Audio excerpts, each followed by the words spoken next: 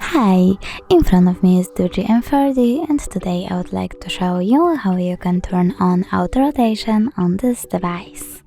First of all, open Tab menu. Now find auto rotate icon and tap on it. As you can see, now auto rotate icon is blue. That means that auto rotation is turned on.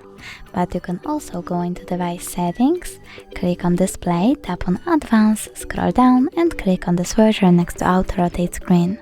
When you click on it and it will turn green, that means that auto rotation is enabled, but you can always just check it out by simply turning your device. Thanks so much for watching. If you enjoyed this video, don't forget to leave a like, comment and subscribe. Bye!